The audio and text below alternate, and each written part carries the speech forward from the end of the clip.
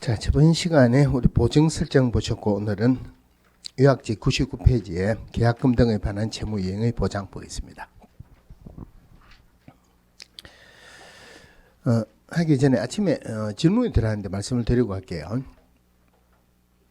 우리 보증 설정할 때 특수법인은 얼마 이상 보증 설정해야 된다? 특수법인이라고 1,000만 원이 아니고 특수법인 중에는 우리가 실제로 시험에 나오는 것은 지역농업협동조합 말고는 시험에 나올 건 없어요. 물론 지역농업협동조합 말고도 뭐 산림조합이다 여러 가지가 있는데 법인이니까 요거는 2억 원으로 보시면 돼요. 그런데 그런 것들은 문제가 안 나오고 특수법인 중에서 지역농업협동조합은 1,000만 원 이상이죠. 그죠? 1,000만 원. 그런데 그 지역농업협동조합하고 구분해야 되는 게 이 지역농업협동조합은 농업협동조합법에 따른 지역농업협동조합이에요. 그런데 우리 그 법인의 등록 요건할 때 상법상 회사이거나 협동조합일 것, 물론 사회적 협동조합은 제외한다 그랬죠. 그 협동조합은 협동조합 기본법에 따른 협동조합입니다. 이 협동조합 기본법에 따른 협동조합은 법인이죠. 법인이니까 2억 원 이상이죠. 지역농업협동조합은 1,000만 원 이상. 요거 두 개 구분하시고요. 자, 99페이지에 계약금 등에 관한 채무 이행의 보장. 자, 보시면은 기업공개사는 거래 안전을 보장하기 위해서 필요하다 한 경우에는 자, 거래 계약의 이행이 완료될 때까지 계약금, 중도금 또는 잔금, 즉 계약금 등을 예치 명의자 명의로 예치 기간에 예치하도록 거래 당사자에게 공고할 수 있다. 물론 여기에서는 법에서는 예치 명의자 명의로 이런 말은 없어요. 예치할 것을 권고할 수 있다. 첫 번째 봐야 되는 게 권고하여야 한다가 아니고 할 수 있다. 의무사항은 아니죠. 그죠? 권고 안 했다고 벌 받는 것도 아니고 권고했다. 예치하자고 권고했다. 그럼 예치해도 되고 안 해도 돼요. 예치를 안 한다고 해서 계약이 해제되는 것도 아니고 예치를 했다고 해서 계약을 해제할 수 없는 것도 아니고 예치하는 거하고 계약하고는 아무 상관이 없습니다. 자, 두 번째 봐야 되는 게 자, 그럼 이 예치를 하는 이유가 뭐냐면은 자, A를 매도인, B를 매수인으로 하는 매매 계약을 체결했어요. 그러면 계약 체결할 때 계약서 작성하고 통상 계약금 10% 지급하죠. 그 다음에 중도금 지급하고 잔금 지급함으로써 등기를 받아옵니다. 자, 근데 문제는 뭐냐면은 이 사람이 등기를 받아오기 위해서는 계약금 등을 지급을 해야 되는데 어떤 이유로 계약이 해제되거나 무효되거나 취소가 되었다. 그러면은 중고를 받아와야 되는데 받아온다는 보장은 없죠. 예를 들어서 A가 도망을 갔다. 그럼 지급한 것만큼은 돈을 띄인다 이 말이에요. 그러면은 B는 언제 되면은 돈을 안 띄었다고 장담할 수 있습니까? 매매했다. 자기 이름으로 등기 이전하면은 돈을 안 띄었다고 장담할 수 있죠. 그죠? 그래서 계약금 등을 언제까지 예치하느냐? 자기 이름으로 등기할 때까지. 등기할 때까지를 법으로 표현하기로는 거래계약의 이행이 완료될 때까지 이렇게 표현했어요. 굳이 등기할 때까지라고 표현하면 되는데 거래계약의 이행이 완료될 때까지라고 표현한 이유가 뭐냐면은 꼭 매매만 적용하는 건 아니에요. 임대차라면은 거래계약의 이행이 완료된다는 말은 물건 인도 받을 때까지 이렇죠. 그죠? 자, 거래계약의 이행이 완료될 때까지지 절대 거래계약 체결할 때까지 예치할 것을 권고할 수 있다 아니죠. 그죠? 거래계약 체결할 때까지는 돈 지급한 것도 없고 돈 띄울 것도 없다는 말이에요. 그럼 거래계약 체결할 때 한다는 말은 다른 말로 하면은 중개가 완성되었다. 그러니까 중개가 완성될 때까지 아니죠. 그죠? 거래계약 체결할 때까지도 아니고 거래계약의 이행이 완료될 때까지.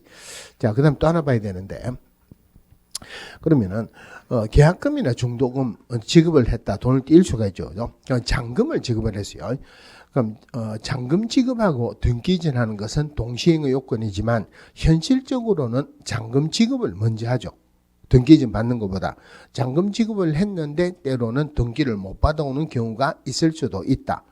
다른 말로 잔금도 돈을 띨 수 있다는 말이에요. 그래서 여기서 말하는 계약금 등에는 계약금 중도금뿐만이 아니고 잔금도 같이 들어갈 수 있다. 이 세 개를 같이 보셔야 돼요. 자, 그럼 예치를 하는데 누구 이름으로 예치하느냐? 예치 명의자가 있고 예치 명의자. 어디에 예치할 거냐? 예치 기관이 있습니다. 조금 이따가 보증서 발행 기간 있는데 한꺼번에 같이 볼게요. 우리 법에서는 기업공개사 또는 대통령령으로 정하는 자 명의로 예치할 것을 권고할 수 있다. 그러니까 기업공개사 예치명의에 들어가지고도 언제든지 지문에 넣을 수 있어요. 기업공개사는 예치명의에 기업공개사 명의로 예치할 수 있다 없다? 할 수 있다고요. 나머지는 할 수 없이 외워야 되는데 여기 지문에 나오지만 주로 틀리게는 잘 안 나왔어요. 전부 다 같이 들어가는 게 은행이 들어갑니다. 은행이 들어가는데 예치명의자에는 은행이라고 표시가 되어 있는데 예치기간, 보증서 발행기간에는 금융기관으로 표시됐어요. 금융기관, 여기에도 금융기관. 보증서 발행 받으려면 일반적으로 보증보험회사에 가죠. 금융기관하고 보증보험회사 두 개로 끝이 납니다. 자, 그 다음에 예치명의자, 예치기간에 기간 두 개가 똑같이 들어가는 게 있어요. 신탁업자,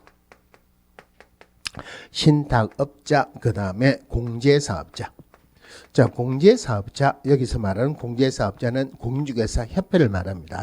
여기도 마찬가지로 신탁업자, 공제사업자, 예치기간 요 세 개로 끝나요. 나머지는 전부 다 예치명의자로 들어갑니다. 예치명의자에 들어가는 게 보험회사, 그 다음에 최신관서, 그 다음에 계약 체결할 때 계약 관련 서류나 계약금 등을 전문적으로 관리하는 회사, 에스크로우업자 이래 되죠. 자, 공제사업자 나왔으니까 우리 저번 주에 보증 설정한 거 있죠. 질문 한번 하고 들어갈게요. 자, 기업공개사는 공인중개사 기업공개사는 업무 개시 전까지 1억 원 이상의 보증보험에 가입하여야 한다. 맞죠? 다시요. 공인중개사 기업공개사는 업무 개시 전까지 1억 원 이상의 보증보험에 가입해야 된다. 맞습니까? 틀립니까? 자, 우리 보증 설정하는 방법이 보증보험만 있습니까? 공제나 공탁해도 됩니까? 보증보험이나 공제나 공탁해야 되죠. 그런데 보증보험에 가입하여야 한다 하면은 그게 맞다고 생각할 수 있는 이유가 그 세 개 중에서 보증보험 우리 기에 가장 익었기 때문에 그게 맞다고 생각합니다. 보증보험에만 가입해야 되는 건 아니죠. 보증보험이나 공제에 가입하거나 공탁해야 된다 이러죠. 자, 이제 요래 됐어요. 그러면은 이제 예치를 했어요. 예치를 했다. 매매할 때 계약금은 매도인이 받죠. 임대할 때는 계약금은 임대인이 받죠. 그래서 계약금 등을 수령할 수 있는 권리가 있는 자, 매도인이나 또는 임대인은 예치를 했어요. 이 예치된 계약금 등을 거래계약의 이행이 완료되기 전에 미리 수령할 수 있느냐 없느냐 이게 문제가 돼요. 예치된 계약금 등을 미리 수령해도 문제가 되고 수령할 수 없다고 해도 문제가 됩니다. 왜냐하면 집을 판 사람도 돈이 필요하기 때문에 팔았겠죠. 그죠? 근데 거래계약의 이행이 완료되기 전까지 절대 수령할 수 없으면은 자기는 돈을 못 쓴다는 말이에요. 그러니까 미리 수령하는 것도 문제가 돼요. 수령 못하는 것도 문제가 되죠. 그런데 미리 수령하는 것도 문제가 됩니다. 계약금 등에 반한 채무 이행을 보장하기 위해서 나중에 계약 해지됐을 때 반드시 계약금 등을 돌려줄 것을 보장하기 위해 가지고 이걸 예치를 하는데 예치된 계약금 등을 수령해버리면은 예치하는 의미가 없죠. 그래서 두 개 다가 문제가 되는데 결론은 예치된 계약금 등을 거래계약의 이행이 완료되기 전에도 미리 수령할 수 있다 이랬습니다. 미리 수령할 수 있다. 여기서 핵심이 두 개인데, 자, 미리 수령할 수 있느냐 없느냐, 미리 수령할 수 있다 그랬죠. 그러면은 수령하게 되면은 예치하는 의미가 없죠. 그래서 나중에 계약 해지됐을 때 반드시 돌려주겠다는 보장이 되면은 미리 수령할 수 있다는 말이에요. 그래서 나중에 계약 해지됐을 때 반드시 돌려줄 것을 보장하는 금융기관이나 보증보험회사 발행하는 보증서를 누구에게 제출하고 미리 수령할 수 있느냐, 미리 인출할 수 있느냐. 자, A가 돈 주인이에요. 어떤 이유로 B 이름으로 예치를 해놨습니다. 예치 명의자가 B죠. 자, 예치 기관이 있습니다. 뭐 은행이나 있겠죠. 그럼 예치기간에 가가지고 돈 주세요. 누가 돈을 달라고 청구를 해야지 돈 내줍니까? 예치명의자 B가 돈을 달라야 돈 내주지 다른 사람이 돈 달라면은 안 주겠죠. 그죠? 그런데 A가 예치기간에 가가지고 사실은 내 돈인데 주세요. 줍니까? 안 줍니까? 안 줍니다. 그러니까 어떻게 했냐면은 이 A가 금융기관이나 보증보험회사에서 발행하는 보증서를 가지고 와가지고 사실은 내 겁니다. 주세요. 만약에 내한테 줘가지고 문제가 생기면은 보증기관에 청구하면 돈을 내줄 겁니다. 하면은 예치기관에서는 돈 내준다, 안 내준다? 안 내줍니다. B가 돈을 달라 해야 내준다 그랬죠. 그럼 결론적으로 이 돈주인, 매도인이나 임대인은 이 보증서를 예치 명의자에 준다는 말이에요. 그럼 예치 명의자가 가지고 있고 돈을 찾아주는 거예요. 그냥 가지고 있다가 문제가 생기면은 보증기관에 청구하면 되겠죠. 그래서 그 보증서를 예치기관이 아니고 예치 명의자에게 제출하고 미리 수령할 수 있다. 핵심은 예치 명의자 수령할 수 있느냐 없냐 요거 두 개예요. 아까 기업공개사 명의로도 예치할 수 있다 그랬죠. 자, 기업공개사 명의로 예치했을 때 첫 번째, 자기가 쓰고 있는 통장에다 예치하면은 다른 뭐 예를 들어서 카드 쓴다 다 빠지겠죠. 별도 계좌로 관리해야 된다. 두 번째, 기업공개사 명의로 예치를 했다고 해서 이 돈은 기업공개사 돈은 아니다. 그죠? 마음대로 인출할 수 있다 없다? 인출할 수 없다. 그러면은 자, 여기서 A가 갑에게 우리 집 팔아달라 B하고 거래계약을 체결합니다. 그러면 기업공개사 명의로 예치를 했다. 인출을 하려면은 적어도 예치해가지고 이득을 보는 사람의 동의는 받아야 되죠.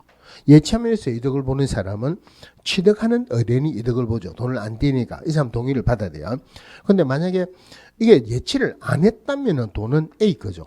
돈주인 동의도 받아야 된다. 둘 다 받아야 된다. 둘 다 한꺼번에 표현할 때는 거래 당사자 이러죠. 즉 기업공개사 명의로 예치했을 때 거래 당사자 동의 없이는 인출할 수 없다. 자, 세 번째. 자, 기업공개사 명의로 예치를 했어요. 한 30억 정도를 예치를 했다고 가정합시다. 기업공개사가 생각하기로 내 이름으로 내 통장에 한 30억 정도가 예치가 되어 있다. 요즘 장사도 안 되는데 이거 뽑아가지고 인도네시아로 갈까 방콕으로 갈까 그 고민하고 있어요. 기업공개사 명의로 예치했다. 기업공개사도 반드시 돌려줄게 보장이 돼야 되겠죠. 그래서 그걸 보장하기 위해서 보증보험에 가입하거나 공제에 가입하거나 공탁하여야 한다. 보증 설정 사본을 교부를 해줘야 돼요. 그런데 여기서 하나 조심해야 되는 게 원래 우리 공인중개사 기업공개사가 보증 설정하는 것은 1억 원 이상이죠. 그런데 여기에서는 1억 원이 아니고 예치되는 계약금 등에 해당하는 금액만큼 별도로 보증 설정을 해야 돼요. 예를 들어서 공중개사 기업공개사가 1억 원 이상 본래 보증 설정했죠. 그리고 여기에 30억을 예치를 하면은 30억에 해당하는 만큼 보증 설정을 별도로 해야 돼요. 그런데 이거 보증 설정 안 했다. 요거 안 했다고 우리 법에서 별도로 벌을 주는 규정은 없어요. 그러니까 이거 안 하게 되면은 기타 명령 위반으로서 1개월짜리 업무 정지에 해당하죠. 자, 그다음에 어떤 것을 약정해야 되는데 약정하는 내용이 거래 당사자 동의 방법, 예치시 필요한 실비. 예치시 필요한 실비가 뭐냐면은 자, 간명의로 예치를 한다. 그러면은 보증 설정해야 되겠죠. 그죠? 그러면 보증보험료 등 비용이 발생합니다. 그럼 비용이 발생한다. 그러면 기업공개사가 비용을 부담하면은 예치하자고 권고하는 사람이 아무도 없겠죠. 그러니까 누구에게라도 받아야 돼요. 적어도 예치함으로써 이득을 보는 사람에게 받는 게 맞겠죠. 그죠? 그래서 보증보험에 가입했다. 나중에 B에게 보증보험료 주세요. 그러면은 B가 하는 말이 그게 무슨 말입니까? 법에서 내 이름으로 예치하기로 했고 우리 합의를 해가지고 내 이름으로 예치를 했다. 보증보험료 드는 거는 당신한테 법에서 받을 수 있으니까 주세요. 그러면은 B는 하는 말이 나는 그런 거 몰랐다. 애당초 내가 추가로 돈이 들어갈 줄 알았으면은 예치하자고 안 했을 거다 그러겠죠. 그럼 미리 그 실비를 약정이 되고 기타 거래 안전을 보장하기 위해서 필요한 상 약정을 합니다. 제일 중요한 건 예치시 필요한 실비는 누구에게 받을 수 있다? 권리를 취득하는 의뢰인에게 받을 수 있다. 이렇죠. 자, 이 계약금 등에 관한 채무 이행의 보장, 다른 말로 예치 제도인데 이게 우리나라의 에스크로우 제도가 도입이 되면서 한 번도 안 빠지고 문제가 쭉 나왔어요. 그런데 현실적으로 기업공개사 예치하자고 권고하는 사람이 없죠. 공고한다고 해서 실제로 예치하는 거래 당사자도 없습니다. 현실성이 전혀 없어요. 그래서 요즘은 문제가 조금씩 빠집니다. 그런데 끝나기 전에 질문 한번 하고 갈게요. 자, 계약금 등을 예치했을 때 계약금 등의 반환 채무 이행을 보장하기 위해서 보증보험에 가입하거나 공제에 가입하거나 공탁하여야 한다. 맞다 틀렸다? 다시요. 계약금 등을 예치했을 때 반드시 계약금 등을 돌려줄 것을 보장하기 위해서 보증 설정해야 된다? 이건 틀렸죠. 그죠? 왜 틀렸냐면은 예치명의자에 계획공개사도 들어갑니다. 계획공개사는 가지고 도망을 갈 수도 있죠. 대신에 나머지 예치명의자는 적어도 공신력 있는 기관이다. 계약금 등을 돌려줄 게 보장이 되어 있다는 거예요. 돌려줄 게 보장이 되어 있는데 추가로 비용을 써가면서 보장하겠다. 이런 필요가 없죠. 그러니까 계약금 등을 예치했을 때 보증 설정하는 게 아니고 누구 명의로 예치했을 때 계획공개사 명의로 예치했을 때 그래서 여기에 미리 수령할 수 있다 하는 거 말고는 전부 다가 단서조항이 계획공개사 명의로 예치했을 때 하는 단서조항이 있어야 됩니다. 자, 그 다음에 넘어가서 100페이지에 계획공개사 등의 금지행위 보겠습니다. 자, 원래는 금지행위가 계획공개사 등을 대상으로만 금지행위가 있었는데 작년에 일반인을 대상으로 한 금지행위도 추가가 됐어요. 그런데 금지행위가 문제가 나오는 거는 세 가지 유형이 있어요. 올해는 네 가지 유형으로 바뀔 겁니다. 첫 번째 나오는 게 행정처분 물어볼 때 예를 들어서 절대취소, 상대취소, 업무정지할 때는 그 안에는 금지행위가 반드시 들어가요. 그럼 일단 기업공개사 등을 대상으로 하는 금지행위에서 금지행위 행정처분은 기업공개사 위반하면은 상대취소입니다. 등록을 취소할 수 있다. 상대취소. 상대취소가 사실 여러분들이 암기를 할 때 여기는 상그럽다 이런 말 씁니까? 상대취소가 행정처분이나 형벌 과태료 중에서 암기하기가 제일 상그럽죠. 그런데 상그럽다 모르는 사람이 또 인터넷을 볼 수 있으니까 제일 골치 아프고 귀찮다 이 말이죠.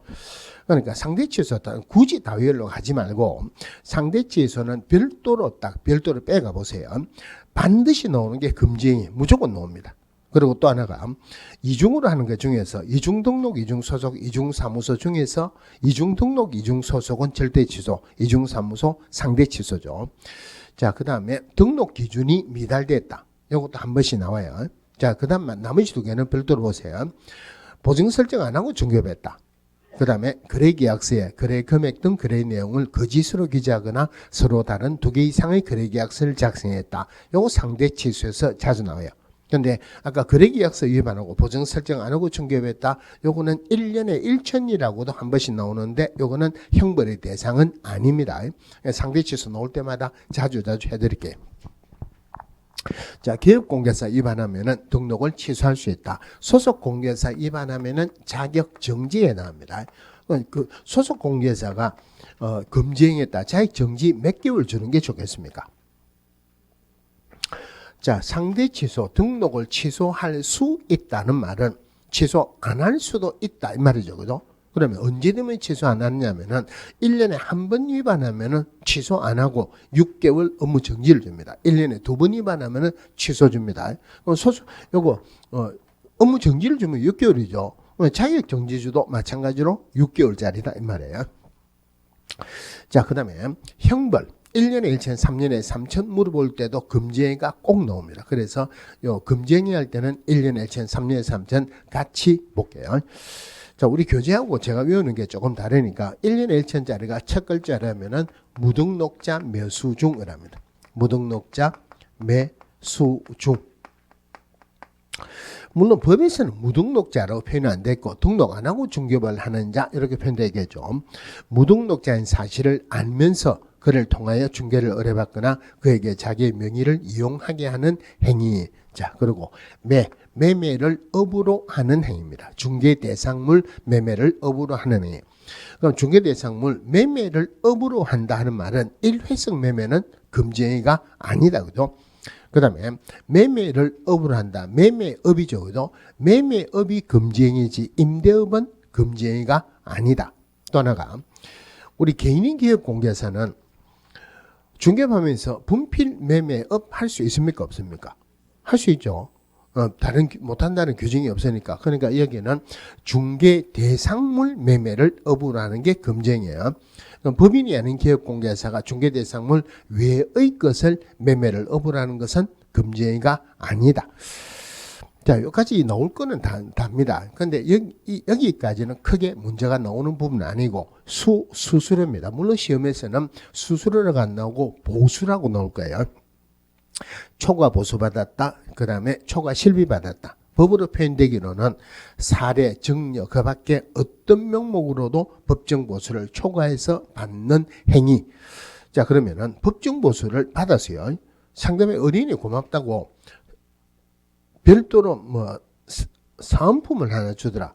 별도로 사례금을 주더라. 이거 받으면 된다, 안 된다? 전부 다 금정이다. 그죠? 자, 그럼 요 초과 보수할 때 보수에 관한 약정이 3개가 있는데 요거 지문은 자주 나와요. 자, 첫 번째 보수에 관한 약정이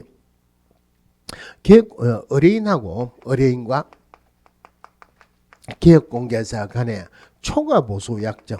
초과 보수 받을 수 없다 그랬죠. 초과 보수 약정은 유효다, 무효다? 자, 초과 보수 약정이 유효다, 무효다 나오면은 이게 유효냐, 무효냐를 먼저 생각하지 말고 기업공개에서는 중개업을 함에 있어서 법정 보수 받을 수 있는 권리가 있다 하는 것을 먼저 생각하세요. 그러면은 예를 들어서 법정 보수가 100만 원이다. 300만 원 주기로 약속을 했어요. 그런데 초과 보수 약정이 무효라면은 아무것도 못 받죠. 그런데 법정 보수는 받을 수 있죠. 그죠? 그러니까 이 초과 보수 약정은 무효가 아니고 초과되는 부분만 무효입니다. 초과되는 부분만 무효다. 자, 이 부분은 좀 자주 나오는 편인데 최근에는 초과보수 약정은 초과되는 부분만 무효다라고 맞는 지문으로 주로 나왔어요. 그런데 오래전에 틀리게 초과보수 약정은 무효다라고 틀리게 나온 적도 있었는데 이게 틀리게 나오는 게 훨씬 어렵습니다. 무효다 이게 훨씬 어려워요. 전부 다 무효가 아니고 초과되는 부분만 무효다.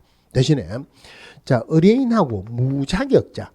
우리 시험에서 무자격자 나오면 여러분들 두고 하는 이야기는 아닙니다.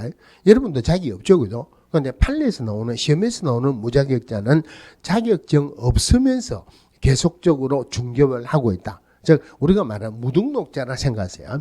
자, 의뢰인하고 무자격자에 관한 보수에 관한 약정은 보수 약정은 무조건 무효입니다.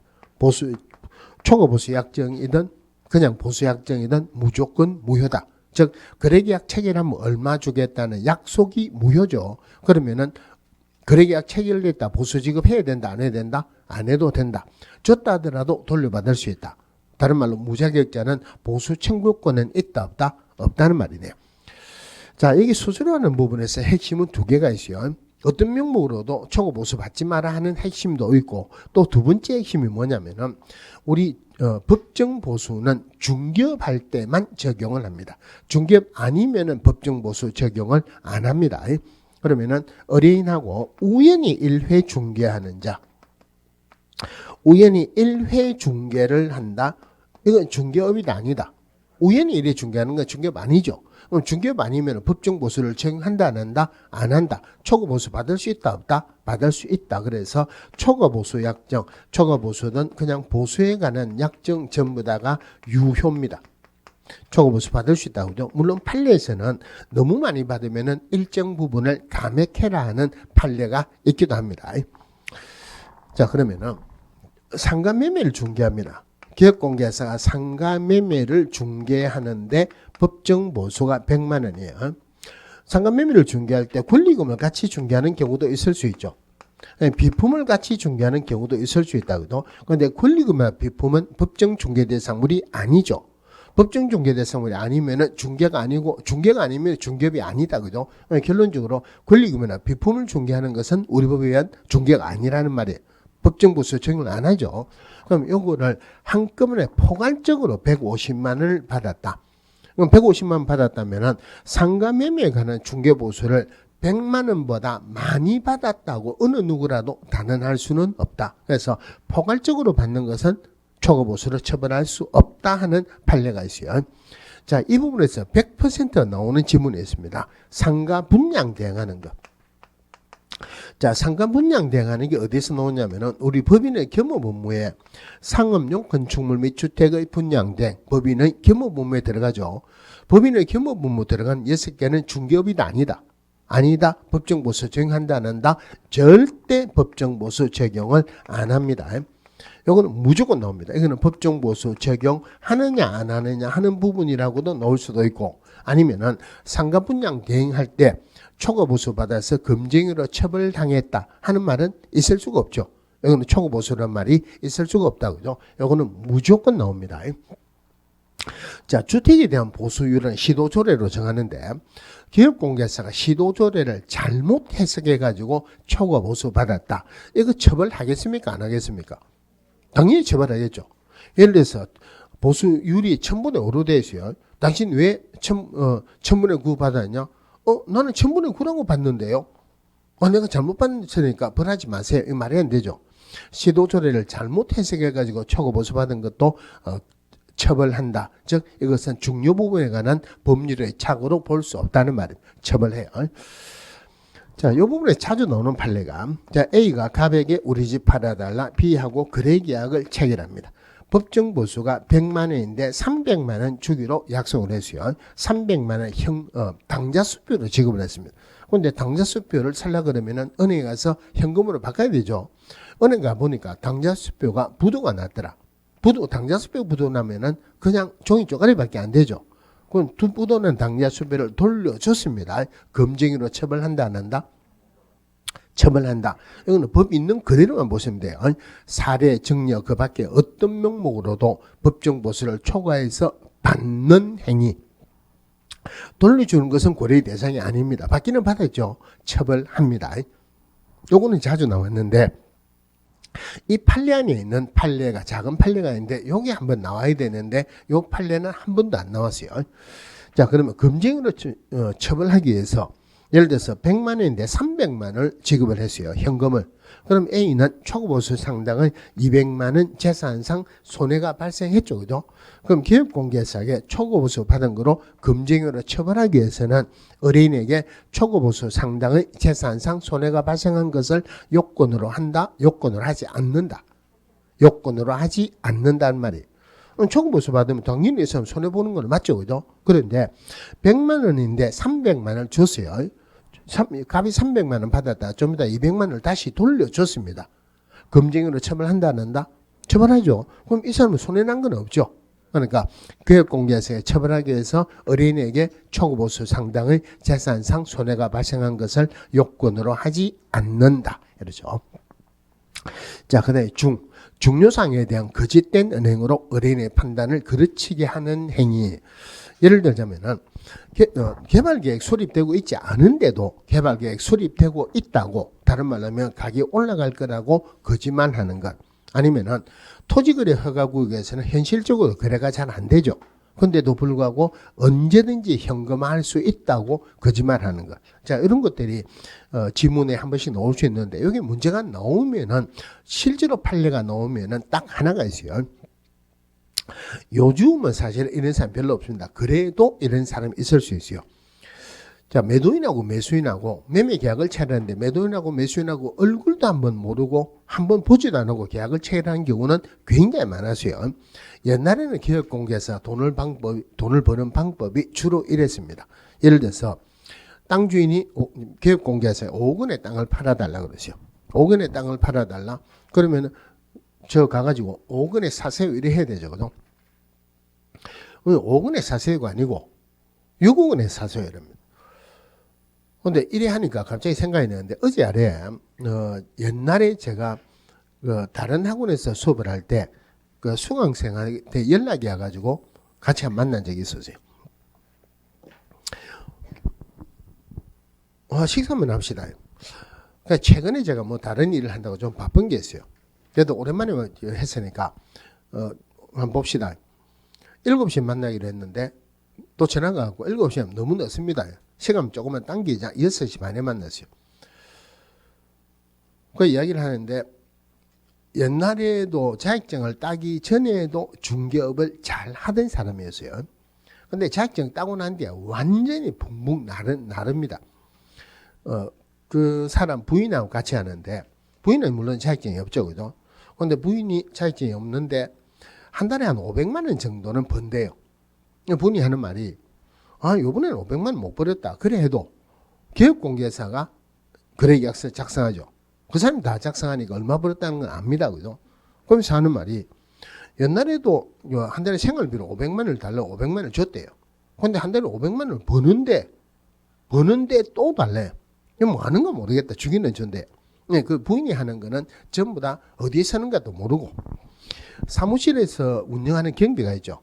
차임도 내야 되고 사무실 운영하는 경비, 이거는 자기 호주문에서 하나도 안 나온대. 거래계약을 체결하면은 등기해야 되죠, 그죠? 등기할 때 하면은 법무사가 한 건당 10만 원 주는 데도 있고 5만 원 주는 데도 있답니다. 두 군데를 한대요. 그리고 그 금융 대출하는 거 알선하면 은행에서도 또 봉투 하나 넣어줘. 그런 거 가지고 전부 다 처리가 된대요. 자기는 이건 누구라고 제가 말을 하기는 그러니까 이 사람은 부동산 거래 신고를 안 한대요. 신고하는 게 10분의 1도 안 된답니다. 부동산 거래 중개를 했는데 부동산 거래 신고 안 하면 어떻게 됩니까? 네, 이런 것들은 사실은 공식적으로는 이렇게 하면은 안 됩니다. 그런데 이거는 일반적으로 하고 있기 때문에 인터넷 뜨더라도 크게 문제가 될 건 아니니까, 기업공개사가 있으면 기업공개사 신고해야 되는 거 맞죠? 그러니까 이 사람은 기업공개사 없이 하는 거로 법무사를 통해 법무사한테 직접 매매 계약을 체결한 거로 그래가지고 신고를 하는 거예요. 그럼 자기는 세금 안 내죠. 전혀 없는 거니까 한 10분의 1도 안 된대요. 그래서 얼마 정도 되느냐 그러니까, 토지를 주로 하는데 적어도 이틀이나 사흘에 한 번씩 계약을 체결한답니다. 그 부인이 버는 거 빼고 1년에 보통 한 15억 내지 20억 정도는 번답니다. 토지를 대상으로 하니까 어느 정도 되면은 땅 보러 오는 사람, 늦으면은 땅 보러 오는 사람이 없죠, 그죠? 겨울에 되면 한 4시 되면 마친대요. 여름 되면 너무 빨리 마치면, 그러니까 한 6시 되면 마치고 집은 부산인데 그 사무실은 부산이 아니고 다른데요. 저 부인하고 차 타고 맛있는 거 먹으러 간대요. 늘 찾아가서 먹는답니다. 고생도 많이 했고 힘들게 했는데 좀 즐기자. 벌면은 벌 만큼 즐기는 거 맞죠, 그죠? 그래서 기분 좋게 산대요. 그런데 이야기를 하면서 그래도 엄청나게 바쁘답니다. 어느 정도 바쁘냐면은, 명함 한 통에 보통 몇 장 들었습니까? 보통 한 50장 들었죠, 그죠? 그거 시키면은 6통을 같이 시킨대요. 6통을 같이 시켰는데 한 달에 3번 정도는 시킨답니다. 명함을 매일 DM을 보내고, 그러니까 일은 굉장히 바쁘대. 그리고 자기가 땅 농구, 땅 사놓은 게 많으니까 자기가 그 농민으로 돼 있어요. 그러면은 어느 정도 다른 매출이 어느 정도 넘으면은 농민 차익이 없어요. 그럼 또 세금이 많죠, 그죠? 그러니까 매출은 굉장히 많은데 그 매출을 없애기 위해서도 노력해야 되고, 하여튼 그 굉장히 열심히 하는 결과 돈을 많이 벌고 맛있는 거 많이 먹으러 간대. 부럽죠? 자격증을 따야 된다, 안 따야 된다? 따야 된다. 그래서 예를 들어서 누가 5개 팔아달라 그러면은 저쪽에 가가지고는 6억 원에 사라 그래요. 6억 원에 사라. 그러면은 매도인하고 계약을 체결해야 되는 거 맞죠, 그죠? 근데 매도인이 지금 없으니까 기업공개사가 자기가 위임을 받았다, 대리를 받았다. 그래서 계약을 체결합니다. 자, 6억 원으로 기업공개사하고 상대방은 계약을 체결했지만 돈은 누구에게 가야 됩니까? 돈은 매도인에게 직접 가야 되죠. 매도인에게 돈이 직접 가면은 기업공개사는 중간에 남는 게 없죠, 그죠? 그러니까 기업공개사 뭐라고 하느냐면은, 지금 매도인이 그 돈을 받을 수 있는 입장 못 된다. 근데 통장도 있기는 한데 통장에 압류가 돼갖고 거기에는 들어가면 안 된다. 내한테 돈을 주세요. 기업공개사에게 돈을 주면은 두 개 중에 하나예요. 중간에 돈이 조금 빠지든지 돈이 날아가든지. 무조건 두 개 중에 하나입니다. 그러니까 그러면은 기업공개에서 돈을 요금을 줬다. 등기를 못 받아오면은 골치 아프죠, 그죠? 그러니까 기업공개에서 어떻게 하느냐면 안심시키기 위해 가지고 당신이 지금 위험한 거, 불안한 걸 안다. 그러니까 내가 현금 보관증 끊어줄게. 혹시 나중에 등기를 못 받아오면 이걸 가지고 내를 상대로 소송하면은 충분히 받을 수 있다. 현금 보관증을 끊어주고 돈을 받습니다. 그래가지고 매일원에 가가지고 5억 원으로 계약을 체결했다고 위조해가지고 5억 원 주고 나머지 1억 원 어떻게 한다? 자기 호주머니 잡아였는다. 옛날에 그런 경우가 굉장히 많았거든요. 이 내용을 판례에서는 뭐라고 표현했느냐면은 기업공개사들끼리 서로 짜고 매도 의뢰받은 가격보다 무척 높은 가격으로 팔고 그 차익을 취득하는 행위. 자, 요 행위도 중요상에 대한 거짓된 은행으로 의뢰인의 판단을 거르치게 하는 행위라고 봅니다. 자, 물론 이 중요상에는 거래 금액도 포함한다. 그래서 방금 중요상에 대한 거짓된 은행하는 것은 방금 설명드린 말 그거 말고는 따로 나올 건 없어요. 자, 1년에 1천짜리였고 그 다음에 3년에 3천짜리요.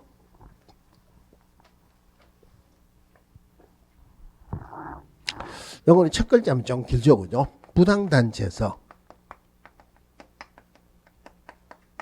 탈세 정서를 직접 하면은 물론 여기에 쌍방대리도 같이 들어갑니다. 자, 부당한 이익을 얻거나 제3자에게 부당한 이익을 얻게 할 목적으로 거짓으로 거래가 완료된 것처럼 꾸미는 등 시세에 영향을 주거나 영향을 줄 우려가 있는 행위. 그런데 요거는 다 외우려고 생각하지만 의미만 보세요. 요거 하기 전에는 다른 이야기를 먼저 해야 됩니다. 우리나라 아파트 가격 자기 집 말고 자기가 사는 아파트 전체적으로 가격을 올리는 것은 쉽다 어렵다. 이거는 굉장히 쉬워요. 옛날부터 제가 이랬는데 저 지방에서는 이리 하는 데가 없었습니다. 수도권에서는 굉장히 이렇게 많이 했어요. 어떻게 가격을 올리냐면은 그 아파트에 똑똑하고 말 잘하는 아줌마 3명이 있으면은 아파트 가격이 올라갑니다. 보통 분유회를 해서 회장이다 하면은 말빨이 좀 있죠, 그죠? 그러니까 협의를 했어요. 협의를 해가지고 지금 평당 한 1,000만 원으로 거래가 돼요. 한 명이 중개사무소에 가가지고 우리 아파트 1,300에 내주세요. 그럽니다. 그럼 중개사무소에는 웃죠. 아이고 지금 1,000만 원 거래가 되는데 1,300으로 안 팔립니다. 그럼 내가 믿는 구석이 있어요. 그러니까 일단 1,300으로 내주세요. 그리고 인근의 아파트 중개사무소 다 다녀요. 그게 3명만 거래 딱 가면은 아파트 가격이 1,300으로 올라갑니다. 지방에서도 이제 그러려고 하는데 지금은 이제 그럴 시기가 넘어갔어요. 서울에서도 이제 그래 안 됩니다. 왜 안 되느냐면은 그럼 1,000만 원으로 거래가 되는 게 1,300으로 다 나왔다. 그럼 사는 사람들은 1,300이라 1,300이 사는 게 아니고 휴대폰에 가면 실거래가를 보죠, 그죠? 실거래가를 보니까 1,000만 원밖에 안 돼요. 1,300으로 매매가 안 된다는 말이에요. 그러니까 거기에는 사람들이 어떻게 하느냐면은 가격을 또 올려야 되죠. 그럼 1,300으로 매매 행구를 해가지고 기업공개에서 신고해달라 그래요. 해주는 사람도 있고 안 해주는 사람도 있죠. 안 해주면 기업공개에서 얼마 주고 신고를 합니다. 몇 명에서 1,300으로 신고를 했다. 그러면은 다른 사람이 실거래가 보면은 1,300으로 올라갔죠. 이제 1,300 됐어요. 그리고 앞에 신고한 사람들이 전부 다 계약을 취소시킵니다. 그러면 실제로는 아무것도 없는 게 1,300으로 올라갔죠. 가격 상승시키기 위해 가지고 그 말이에요.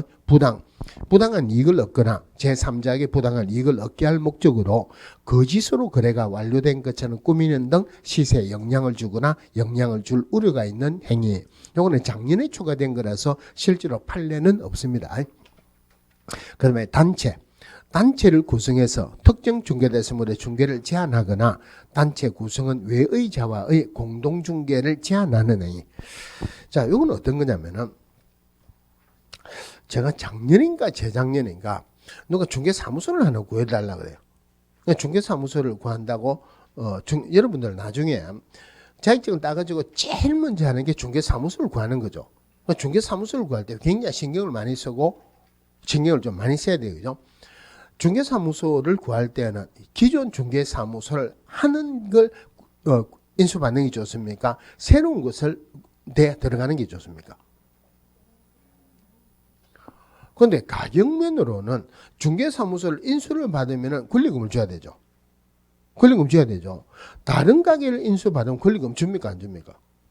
그것도 줍니다. 예를 들어서 식당 하던 자리를 팔면은 그것도 권리금 받죠. 어차피 권리금을 줘야 되는 것은 중개사무소를 하면서 권리금을 주는 게 낫죠.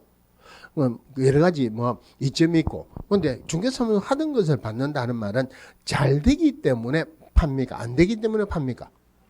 안 되기 때문에 판다. 그러면은 여기가 왜 안 되는지. 요거는 내 생각에는 안 되는 이유는 내가 충분히 극복할 수 있다. 그런 거 돼야지 할 수 있죠. 그죠? 근데 입지도 그렇고, 그건 나중에 자격증 따고 난 뒤에 필요하시면은 이야기를 하고.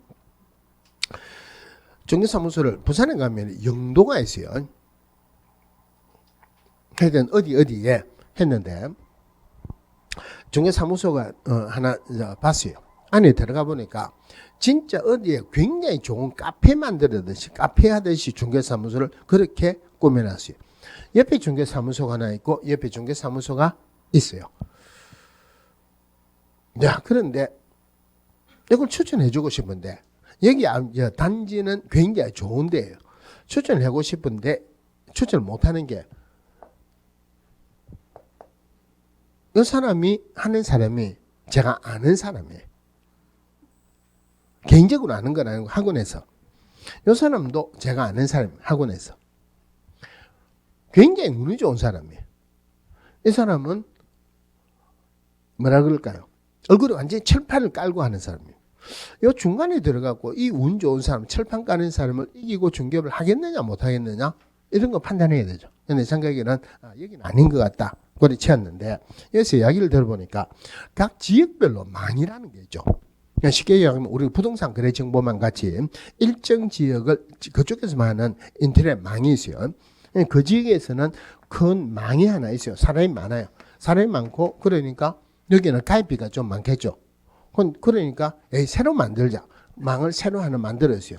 그러면 가입비도 작고 사람은 별로 없습니다. A망에서 B망에게 하는 말이 이거 없는 게 좋죠. A망 입장에서는. 그렇게 하는 말이 A망에서 우리 망에 가입되는 회원들은 B망에 가입된 회원하고 공동중개하면은 우리 회원에서 탈퇴시킨다. 일반적으로 그렇게 하겠죠. 그죠? 이건 공정거래에 관한 법률 위반이에요. 자, 예를 들어서 그런 이야기입니다. 단체를 구성해서 특정 중개대상물의 중개를 제한하거나 단체 구성은 외의자와의 공동중개를 제한하는 행위. 이것도 작년에 추가돼서 아직 판례는 없어요. 탈세 목적으로 보존 등기나 이전 등기 안 된 부동산이나 전매 등 권리 변동이 제한된 부동산의 매매를 중개하는 등 부동산 투기를 조장하는 행위. 자, 이 부분에서는 판례 하나는 반드시 보셔야 되는 게 있어요. 어려운 판례 아닙니다. 이해만 하면 돼요. 자, A가 B에게 땅을 4억 원에 팔았어요. B가 이 땅을 사가지고 C에게 5억 원에 팔았습니다. B가 4억 원에 사고 5억 원에 팔았다. 잘했습니까? 잘못했습니까? 잘했죠. 그죠? 얼마 남았다? 1억 남았죠. 그죠? 근데 순수하게 1억 남은 건 아니죠. 차을 살 때 취득세 내고 팔 때 양도세 내죠. 그죠? 그럼 B가 가만히 생각해 보니까 어차피 내가 살 것도 아니고 팔 건데 굳이 내 이름으로 등기해가지고 세금까지 낼 필요가 없느냐. 그래서 자기 이름으로 등기를 안 하고 전매를 했어요. 전매라는 말은 미등기 전매가 생략된 거야. 자기 이름으로 등기 안 하고 전매를 한데 4개 사가지고 5개 팔았다. 그러면 B는 투기를 한 거예요. 자, 투기했는데 성공했죠. 그죠? 그러면 개업공개사가 미등기 전매하는 것을 알면서도 중개했다. 그럼 B는 부동산 투기를 했고 개업공개사는 투기를 조장하는 행위를 했어요. 약간 됐죠. 그죠? 자, 그런데 B가 미등기 전매를 하는데 4억 원에 사고 전매 차이가 전혀 없이 4억 원에 팔았습니다. B는 투기했다 안 했다? 다시 아까 4개 사가지고 5개 팔았다. 투기했죠. 투기 성공했다 실패했다? 성공했죠. B가 미등기 하면서 4개 사가지고 4개 팔았다. 투기는 했죠. 투기 실패했다는 말이에요. 분명히 투기는 했어요. 그럼 개업공개사가 미등기 전매하는 것을 알면서도 중개했다. 그럼 이 개업공개사는 투기를 조장하는 행위를 했다는 말입니다. 그래서 이 판례의 결론은 뭐냐면은 개업공개사 미등기 전매하는 것을 알면서도 중개했는데 결론적으로 전매 차익이 전혀 발생하지 않았다 하더라도 개업공개사는 투기를 조장하는 행위를 했다. 요 판례가 금징위 중에서는 제일 많이 나온 판례예요. 자, 그 다음에 정서. 양도나 알선이 금지된 분양이나 임대와 관련된 정서 등의 매매나 교환의 중개나 그 매매를 업으로 하는 행위. 그럼 여기서 양도가 금지되었다는 말은 팔 수가 없다는 말이죠. 알선이 금지되었다는 말은 우리 법에서 말하는 중개가 금지되었다 이 말이에요. 양도나 알선이 금지된 분양이나 또는 임대와 관련된 정서 이래 있는데, 그럼 임대와 관련된 정서는 임대주택법에 나와 있고 이거는 우리 시험 범위가 아닙니다. 문제가 나올 가능성이 극히 작아요. 그러면은 양도나 알선이 금지된 분양과 관련된 정서, 이거는 주택법에 명시적으로 나와 있습니다. 주택법에 명시적으로 나와 있는 양도나 알선이 금지된 분양과 관련된 정서. 자, 그러면은 주택법에서 이 분양과 관련된 정서를 보기 위해서는 주택의 개념을 좀 알아야 돼요. 주택의 개념을 안다. 집 사는 곳이다 이런 게 아니고, 우리나라 주택은 얼마나 가격이 올라갈지 모르죠. 내 친구 중에 하나가 외국에 있는 친구 집을 관리하는 친구가 있는데 올 초에 뭐 1억 얼마에 내놨대요. 뭐 1억 6천인가 내놨대요. 안 팔려갖고 오피스텔인데.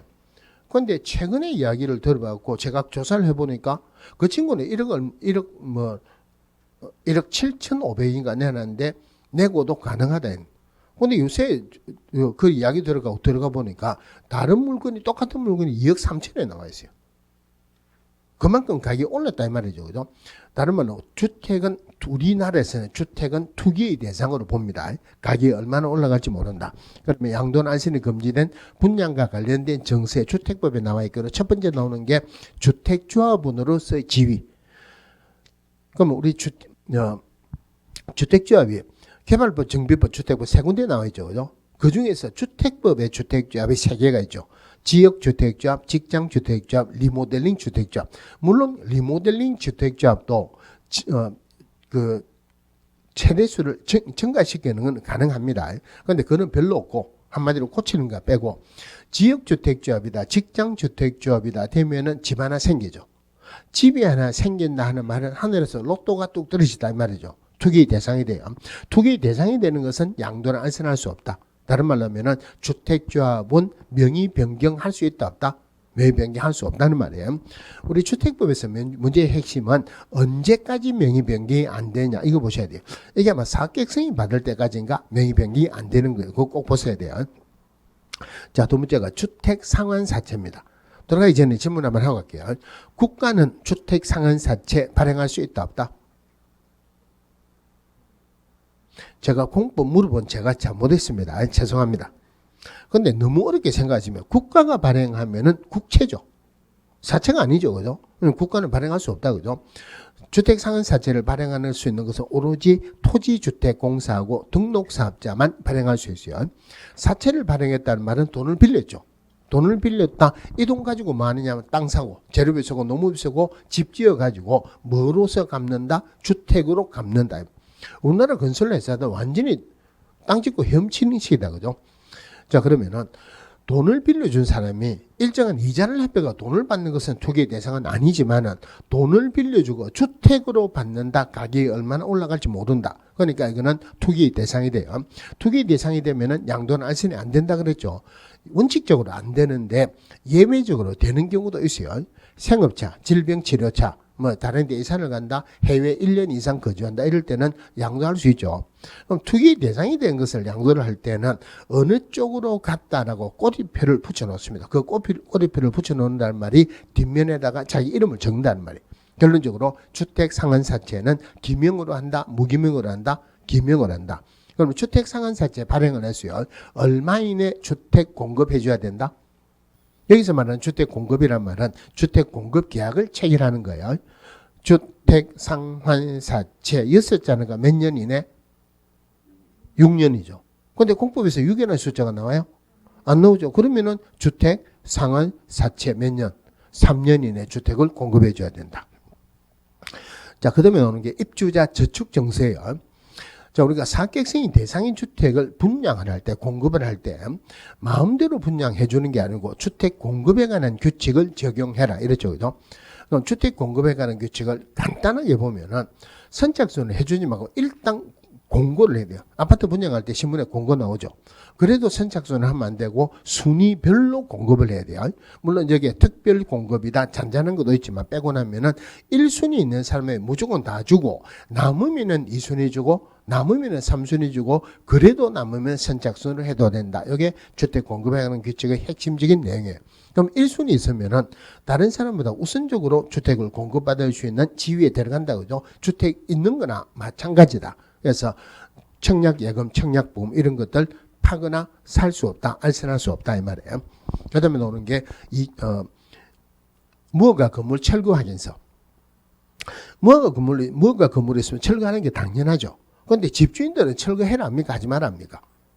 철거하면은 어디 갈 데가 없죠, 그죠? 그래서 철거하자, 철거 못하겠다, 유혈 사태가 발생하기로도 하고 이러는데 굉장히 오래된 영화인데 우리나라 영화예요. 할리데이 인 서울이라는 영화가 있었습니다. 그거는 기억하는 사람이 별로 없을 건데 그 안에 유명한 말이 나와요.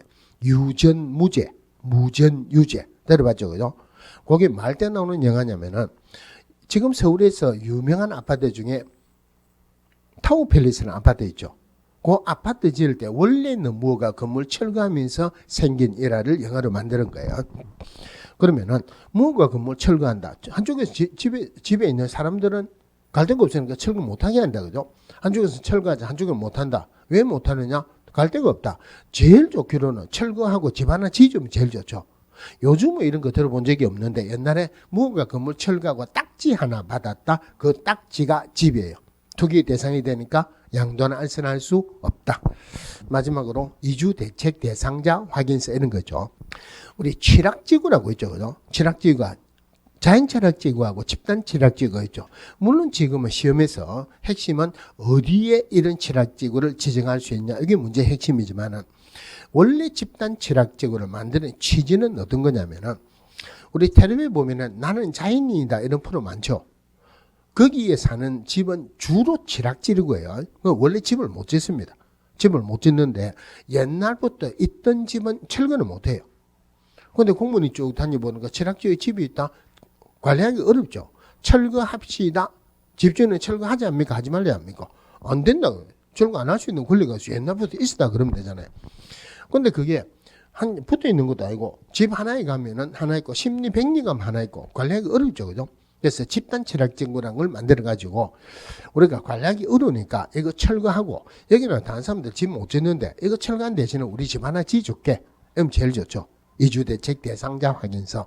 자, 이런 것들을 주택법에서 양도하거나 알선하게 되면은 주택 공급 질서 교란 행위로 이것도 3년에 3천이에요.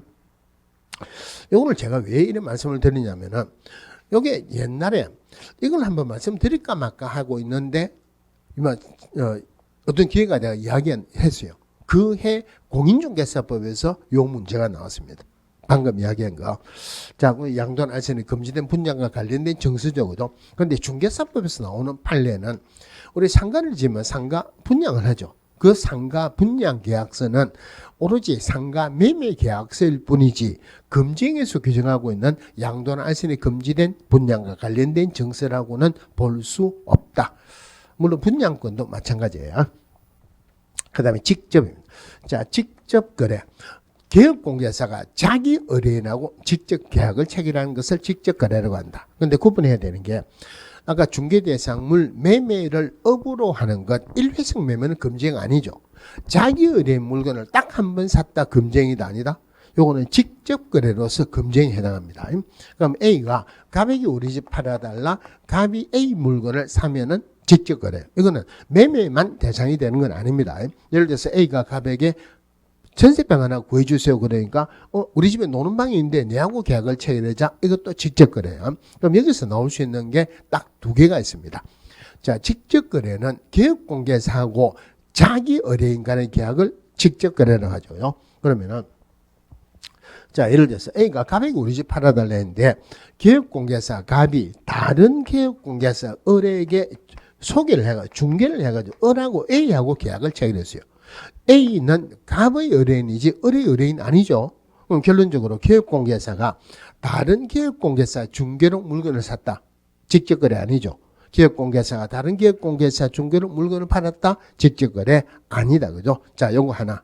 그 다음에 A가 집주인인데 A 다시한테 심부름을 시켜가지고 갑에게 우리 집 팔아달라 해라. 이럴 때 A하고 갑하고 계약을 체결하면 직접 거래 맞죠? 그러면은 A 다시하고 갑하고 계약을 체결했다. 직접 거래다 아니다? A 다시가 A의 심부름했죠. 대리인이죠. 대리인의 행위는 본인의 행위로 본다. 그래서 결론적으로 직접 거래할 때 의뢰인에는 소유자뿐만이 아니고 소유자를 대리하는 대리인이나 수임인도 포함한다. 이 사람하고 계약을 체결해도 직접 거래요. 나올 수 있는 것은 두 개입니다. 자, 그 다음에 나오는 게 마지막으로 쌍방들이죠. 자, A가 갑에게 우리 집 팔아달라. B하고 거래 계약을 체결하려고 하는데 A가 급한 일이 있어서 갑에게 내가 도저히 그날 가기가 어려우니까 기업공개사 당신이 내를 대리해가지고 B하고 계약을 체결해달라. 일방에게 대리를 받았다. 그죠? 문제가 넣을 게 두 개예요. 쌍방 대리가 금지인지 일방 대리는 금지가 아니다. 넣을 수 있는 것 첫 번째. 그런데 B도 대리를 했다. 이게 쌍방 대리는 금지이다. 그죠? 조심해야 되는 게 민법에서도 쌍방대리는 금지되죠.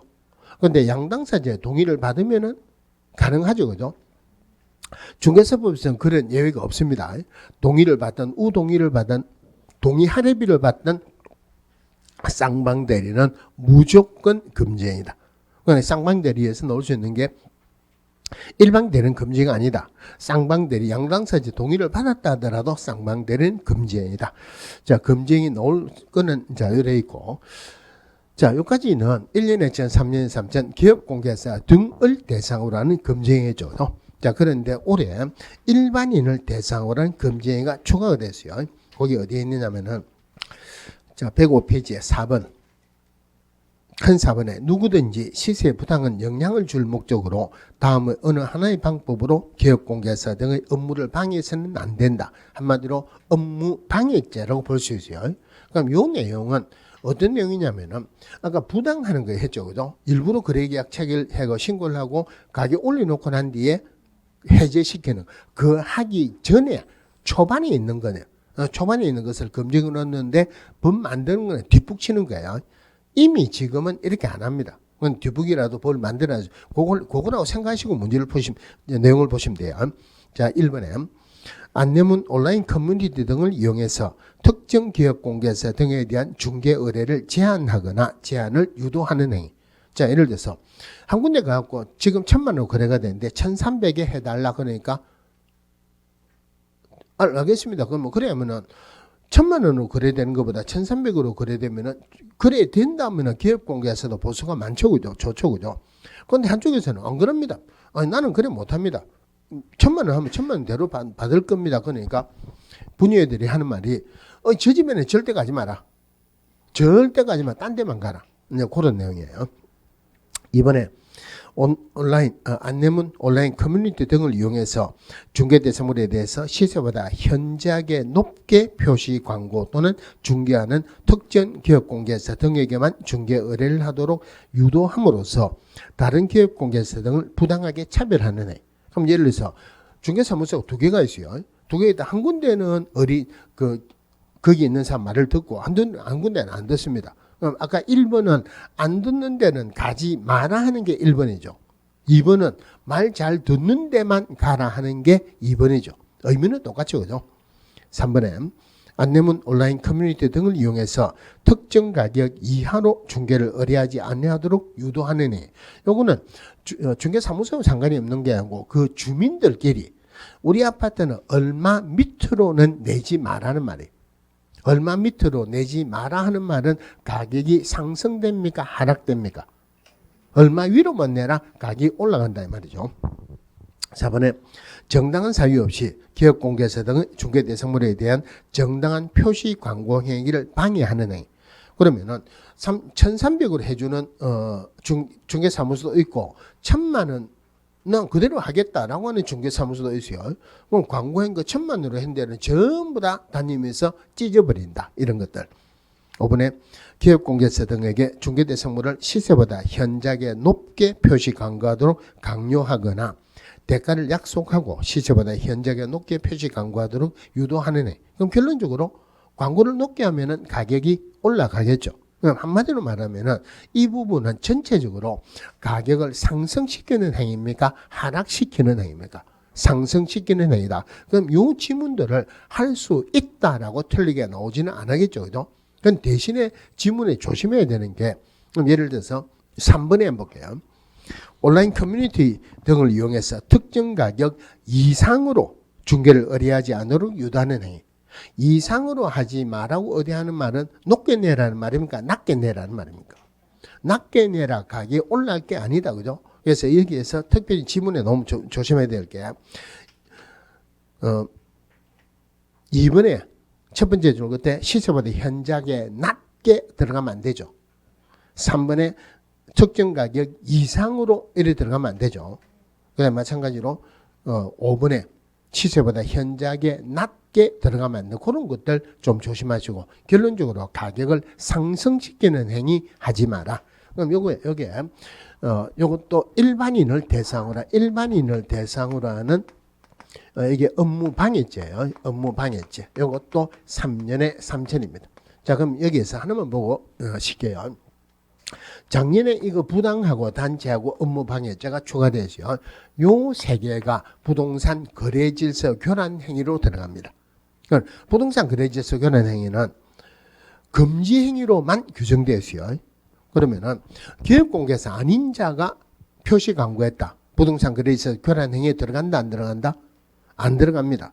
기업공개사가 부당 표시 광고했다. 즉 미끼 광고, 과장 광고, 부동산 거래질서 교란 행위에 들어간다, 안 들어간다? 안 들어가죠. 그죠? 부동산 거래질서 교란 행위는 금지 행위로만 규정되어 있어요. 그리고 따라 전부 다가 3년에 3천이다. 부동산 거래질서 교란 행위라고 올해는 문제가 나올 거예요. 그래서 금지 행위가 나오는 유형이 행정처분, 형벌, 실제로 금지행위 판례 그리고 부동산 거래시설 교란행위 요래 가지고 적어도 4개는 문제가 나올 겁니다. 자, 여기까지 하고 부동산 거래 신고센터 나오는데 잠시 쉬다가 보겠습니다.